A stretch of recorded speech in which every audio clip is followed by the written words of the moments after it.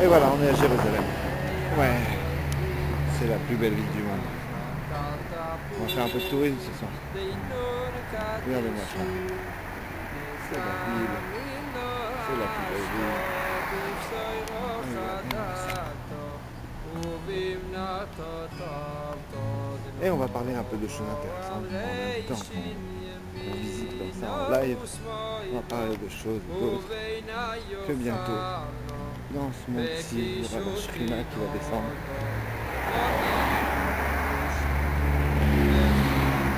La Shrina d'Akadosh Baruch Hu. Le dévoilement de Dieu dans le monde. C'est non, Bati les Gani. Bati les Gani, t'as fini d'aller. Non, Bati les Gani. Oh là là, comment je vais on va aller au Bati Midash. Supermarché juste en face. 24 heures sur 24 ouvert. C'est cool.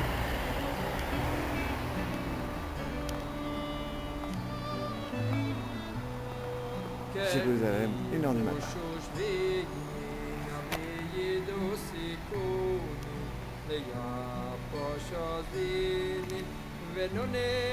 Donc on parlait de Bati Legani. Bati Legani c'est un discours du Rabbi Ramoshe, tout ça. Il nous explique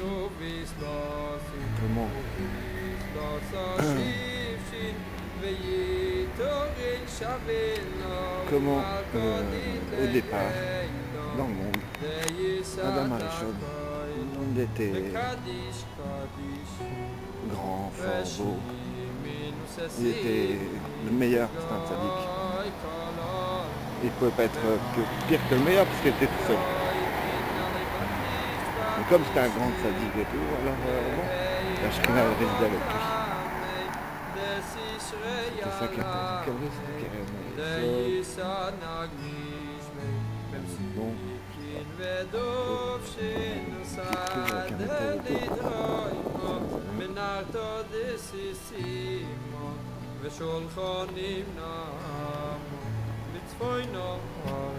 voilà. Ça c'est un hôtel aussi sympa. C'est le... on appelle ça. On va se rapprocher, on va voir le nom et tout. Là il y a un petit jardin très sympa. Un petit aussi. Je m'arrête là quand je vais en ville pendant le Shabbat à pied. Je me repose ici un petit peu. Donc on a dit c'est le Dan Panorama. Voilà, un peu de pub. Voilà. On arrive au petit jardin. Ah, c'est ici. Et donc on disait donc Adam Arishon était grand, fort, etc. Il avait toutes les qualités du monde. Toute la qualité qu'un homme peut avoir en un seul homme, en plus pas qu'il était très très grand. Voilà, je m'assois là, le Shabbat. Voilà. Et donc Adam Arishon, il n'avait jamais fauté. Maintenant, quand il a fauté, la Shrina est partie de ce monde. Elle a été logée au premier ciel. Et donc après, par la suite, c'est encore un très bel hôtel comme ça, vous avez l'hôtel des rois. Ah. Tous les juifs, ce sera des rois.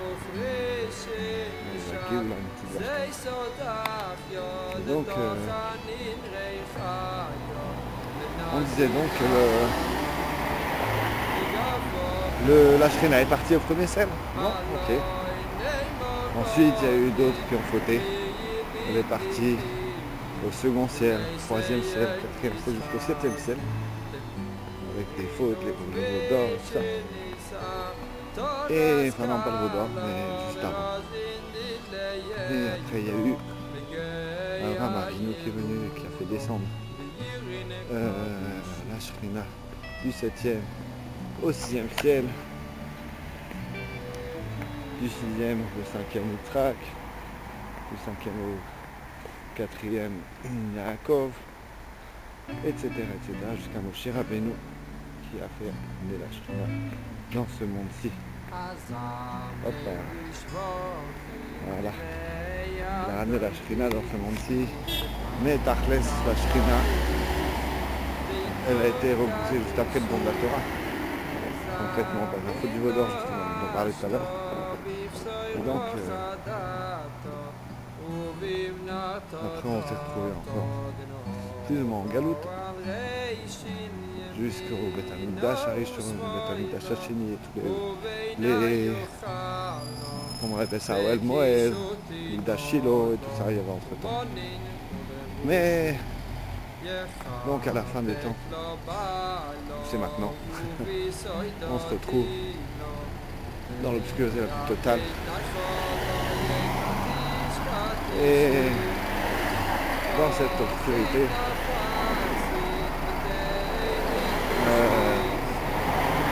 c'est là que va jaillir la lumière, va jaillir la lumière de la Shrina qui va descendre dans le monde. Lors de la Géoula, c'est quand la Géoula, on sait que c'est tout de suite, d'un instant à l'autre. Alors, ce soir on était au Fabrengen du Yom Hamishi, jeudi soir, au Merkaz de Rosh Mashiach, du Rav Doron Oren. C'était vraiment super, il y a eu plein de jeunes, c'était génial. Il y a un reportage certainement qui traite sur le roi, sur le site. Et dans ce Fabrengen, on entend des histoires, des missions, des niflaot comme d'habitude, mais surtout quelqu'un qui parle du fond du cœur, c'était le Rav Neumann qui était là-bas. Il est aussi en photo là-bas dans le site. Et il y avait beaucoup de jeunes qui sont venus, des jeunes de la rue comme ça qui prennent des histoires, ça ne savent pas quoi faire, alors ils vont dans les pubs, dans les bars, dans des endroits un peu sombres comme ça. Et donc nous on les a aidés à être dans la simcha surtout, connectés avec ce qui se dit, connectés avec ce que disent les intervenants, les gens là-bas qui parlent. Et bref, c'est tous les jeudis soirs comme ça. Alors, ça commence à 10h du soir, commence. Et ça dure jusqu'à 1h, 2h, 3h, ça dépend des fois. Là, je suis parti tôt parce que je pensais avoir le bus que j'ai raté, c'est pour ça que je vois. Et donc le jeudi soir, ça peut durer très tard et l'ambiance très chaude. Là, quand je suis parti, c'était vraiment très chaud. Il y avait, je sais pas, on va dire une cinquantaine de personnes, 60 personnes comme ça, en train de chanter, danser, dire des livrets Torah, de dire des paroles qui renforcent. Ça fait beaucoup de bien, ça réjouit la Neshama, ça fait du bien. Et après je suis parti, je me suis dit sur le chemin, pourquoi je ne vais pas filmer? Bah voilà, je filme ce que je vois. Parce qu'en même temps je me suis dit, mais attends, après tout on est à Jérusalem, là, on est dans la plus belle ville du monde, là on est dans la ville de Akadosh Baruch Hu, là. Donc faut être content d'être là quoi, parce qu'on est au meilleur endroit, au meilleur moment. Station d'essence, une station d'essence à Jérusalem. Hein, c'est trop fort. Marc Sonol. Okay. Trop sympathique. Tout est beau ici, tout est grand, tout est beau, tout est bien. C'est une ville vraiment incroyable. On fait des rencontres incroyables. On vit des choses incroyables. Et chaque jour c'est une nouvelle aventure. On ne sait pas ce qui va se passer, on ne sait pas ce que la divine providence, la Shgacha Pratit de Nuraja,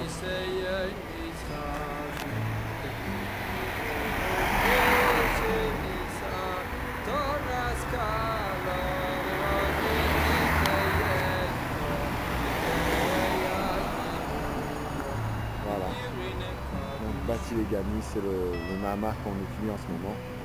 Enfin, qu'on étudie, moi j'ai pas tellement le temps d'étudier avec tout ce que je fais d'autre à part ça.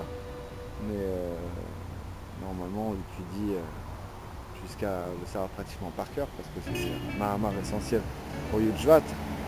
Il y en a plusieurs des mamarines comme ça qui ont été écrits par le rabbi pour chaque Piyut-Shvat. Et à partir des différents paragraphes qu'on trouve dans les discours de l'ancien rabbi, dans le discours de l'ancien rabbi. Et cette année, on étudie le Mahamar de Tafshin Yudbet, dans lequel on parle des korbanot. Mais bon, je ne peux pas en dire plus, vu que je n'ai pas très bien étudié, et je vais essayer de m'y mettre. Mais en tout cas, le Mahamar essentiel que tout le monde connaît, c'est celui de Tafshin Yud-Aleph de 1951. Que le rabbi, c'est le premier Mahamar que le rabbi a prononcé pour l'année Siout. Regardez-moi ces murs, regardez-moi ça. Tout ça, c'est à nous, c'est Jérusalem, c'est la Géoula. Il n'y a pas si longtemps, on marchait à Paris, dans la grisaille. Et là, on est carrément aucun rapport. De l'ombre à la lumière, si on peut s'exprimer ainsi. Bref. Et donc le Mahamar, ce discours Bati Legani, c'est un Mahamar où on ressent vraiment la présence de Dieu qui descend dans le monde, parce que le rabbi fait allusion dans ses... Enfin, il fait allusion là, il parle clairement des 7 rébéim, les 7 rabbis de Lubavitch, les 6 rabbis de Lubavitch, c'est-à-dire les 6 rabbis de Chabad, depuis l'Admour Azaken, l'Admour Amsaï, après Tzemar Tzedek, après Tzemar Tzedek on a le Rabbi Maharash, après le Rabbi Maharash on a le Rabbi Dovber, le Rabbi Sham Dovber, et le Rabbi Rayas. Et chacun il amène une petite histoire, un petit pirouche, une explication facile, comment lui il voyait la Shrina. C'est quoi la Shrina? Alors qu'est-ce que c'est que la Shrina? Bon, il faut lire le Mahamar parce que c'est tellement compliqué. Ça vient du plus haut niveau de divinité qui existe et qui descend au plus bas niveau, c'est-à-dire en ce moment-ci, et même encore plus bas dans notre cœur, dans le cœur de chaque juif, dans le cœur de chacun.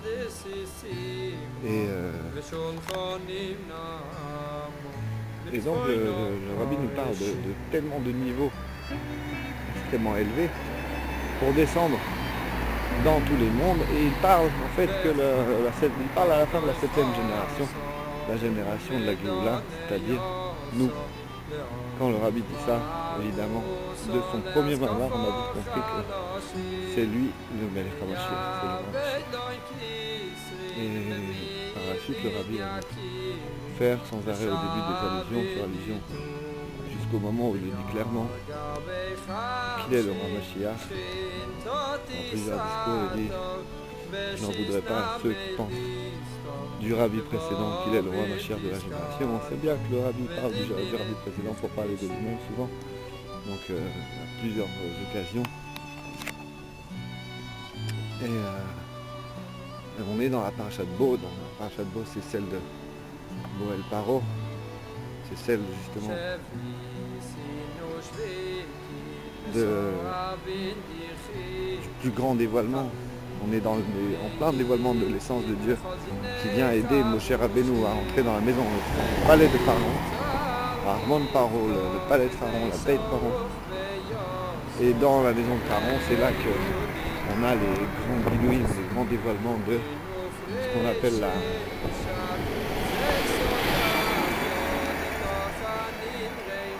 le dévoilement de toutes les lumières. Il paraît comme Norim, le Boutrinim.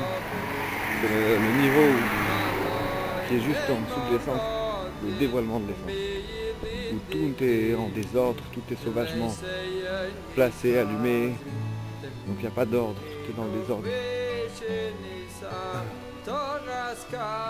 Et il n'y a pas de limite ni contrainte ni rien du tout là-bas, parce que c'est justement ce qui existe, ce que Dieu il a créé comme premier dévoilement, c'est-à-dire le dévoilement de l'essence, c'est-à-dire quelque chose de infiniment haut, à tel point qu'il n'y a pas plus haut que ça pratiquement, mais Moshe va quand même être aidé par Akadosh Baruch Hu, qui va lui donner les forces, justement le Koach HaEtzem, force de l'essence, pour justement lutter contre Pharaon jusqu'au dernier moment. Et là on est en plein de cette lutte, lutter contre les dernières forces du mal, celles qui empêchent la Géoula de Mitzrayim, la Géoula d'Égypte, c'est-à-dire le Pharaon lui-même. Et par la suite, Moshe Rabbeinu, grâce à Kadosh Baruch Hu, assisté par Kadosh Baruch Hu,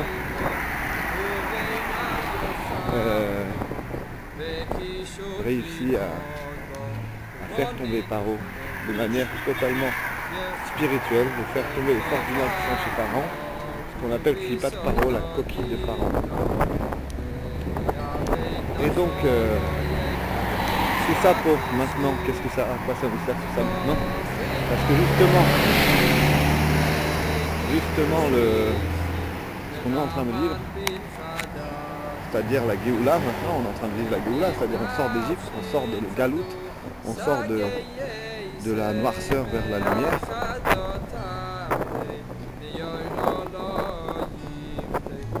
Et bien maintenant, c'est maintenant qu'on a besoin de la force de l'essence, exactement comme Moshe à son époque, dans la maison de Pharaon. Et aujourd'hui vraiment, on peut s'apercevoir de tout ce qui est un petit peu loin de tout.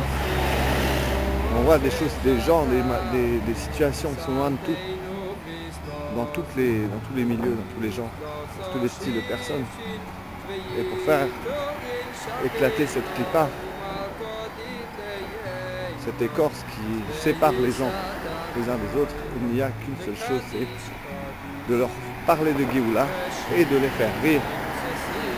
Parce que justement, en se reliant avec le Bala Eloula, le Bala Eloula c'est Rabbi Yosef Yitzhak, il s'appelle Yosef parce que Kadosh Baruch Hu va nous sauver une seconde fois, Yosef Admeh Shel Midyado.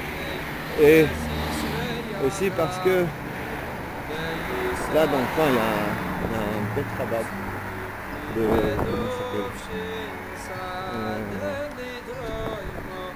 Roy Oliel, voilà.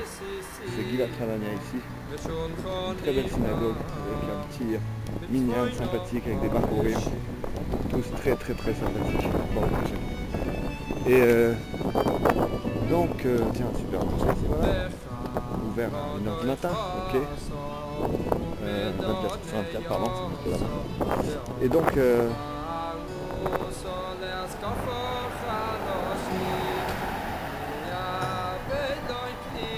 Et donc aujourd'hui même, notre but c'est de se relier à l'essence. Qu'est-ce que ça veut dire se relier à l'essence? Ça veut dire être en phase totale avec le plus haut niveau d'Akadosh Baruch Hu qui n'a jamais été dévoilé dans le monde que à de très rares occasions, comme par exemple lors du don de la Torah. Eh bien, ce niveau-là, c'est le seul endroit où on peut se rattacher aujourd'hui pour vivre les choses, pour être encore plein de sentiments pour Kadosh Baruch Hu, pour les autres juifs, pour le Melech HaMashiach qui nous donne tellement à chaque instant de puissance et de force pour accomplir notre tâche, notre rôle de diffuser la chassidoute, d'éditer des journaux, de faire des choses qu'on n'aurait même pas imaginées. Et regardez le style des maisons. Jérusalem, toujours à Jérusalem. Et donc voilà, donc aujourd'hui on est le Bet Shvat, le 2 Shvat, à 8 jours de la Géoula de Yud Shvat, de la Iloula du Rabbi Rayat. Mais on espère que même maintenant, et par la force du Etzem, on va réussir à faire descendre ici la Shrina dans son endroit, dans son jardin. Bâti les Gani, je suis venu dans mon jardin. C'est ici le jardin. Kadosh Baruch Hu, c'est Jérusalem, c'est le Beth Amikdash, c'est le monde entier. c'est tout Israël et dans le monde entier. Nous arriverons tous à un niveau de Géoula, un niveau de libération de tout exil, c'est-à-dire dans la plus grande simcha, dans le plus grand oneg, dans le plus grand plaisir, dans la plus grande joie, parce que ça fait quand même 5772 ans qu'on attend ce moment, ça fait quand même un petit bout de temps. Donc on va être très très très très heureux, comme c'est marqué dans les Teilim, qu'on lit à Rosh Chodesh, à Shabbat, Yom Tov, et même tous les jours quand on est attaché au Melech HaMashiach, Az Yemale Srok Pinu. Alors, notre bouche s'emplira de rire et d'allégresse. De Shonenu Rina. Et ce sera la fête, la grande fête de la Géoula, la Géoula Mitit B'Ashlema. C'est le seul moment dans toute l'existence de l'humanité où on sera sans aucune arrière-pensée, sans aucune rancœur, rien, quoi que ce soit, aucun mauvais sentiment dans nous, rien que des bons sentiments. On sera complètement dans la joie. Mais la joie de la Géoula, la vraie joie, complètement, le bonheur parfait. C'est ça la Géoula, ce sera le bonheur d'être avec Akadosh Baruch Hu, avec tous les juifs ensemble, tous se tenant la main dans la main et étant dans l'unité totale. C'est la Géoula qui arrive tout de suite. Crie Adonenu Morenu Rabbeinu Melech Moshiach Leolam Vaed. Vive le roi Mashiach now, Mamash.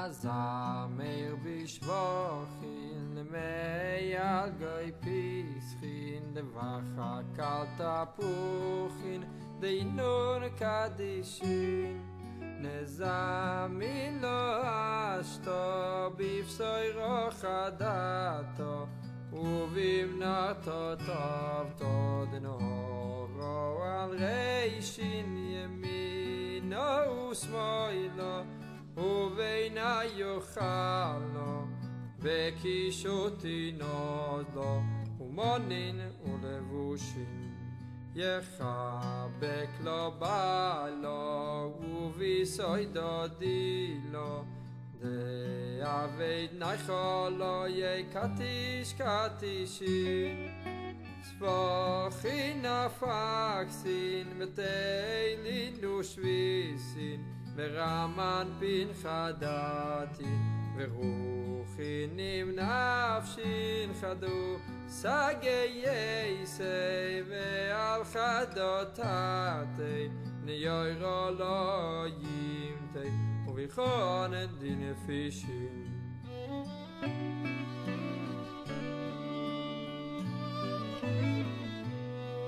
Kerivu shushvinin Aviyidu sikunin Leyapo shozinin Venunenim rachshin למבד נשמוסין ורוחין חדתין מסרתנו ויסלוסין וביסלוסו שיפשין ויתורין שבינו ומלכו דיליינו דייסת הכוילו בקדיש קדישין רשימין וססימין בגוי כל עולמין ברמתיק יוי מן עלי בתיש בתישין יהי רבו קמי דס ישרי עלמי דייסה נגמישמי במסיקין ודובשין וסדר לדרוימו מנרתו דסיסימו ושולחונים נעמו בצפוינו הרשים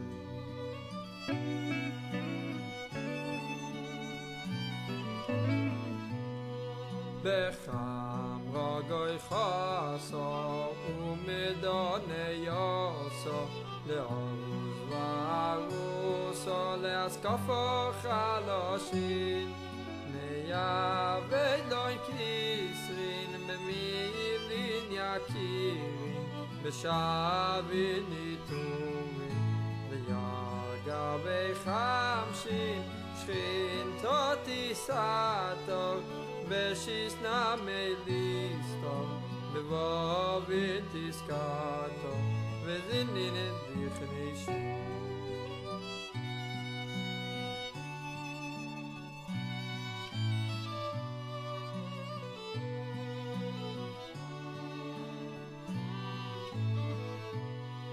שוויסין ושוויקים מסועבין דיחיקים חבילים דמייקים וחוזיני חבושין למבצע על ריפתו כזי סוך ויוסו טריינו דינקתו שסימין ופרישין שח זי סודך יוד תוכנין ריחיו ונגדי נחליו בגבו בלחישים אלוי נאמר רוזין ומילין דגניזין דלייסיין משחזין תמירין וכבישניסה תורס קלו ורוזין דליינו בגיה ילולו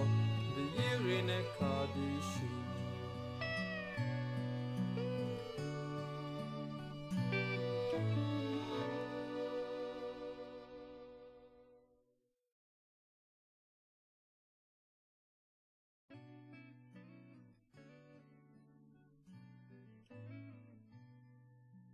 Zameir bishvochin, meyal goy pischin, de vacha kalta puchin, de inun kadishin. Nezamin lo ashto, bifsoy rochadato, ubimnato tovto, denoro al reishin yemino usmoilo, uveina yochalo, vekishoti nodlo, umonin ulevushin. יחבק לו בעלו וביסוידודי לו ועבד נחו לו יקטיש קטישין ספוחין הפקסין ותהילין ושביסין ורמן פין חדתין ורוחין נפשין חדו סגי יסי ועל חדותתי ניוירו לא ימתי וביכון את דין נפישי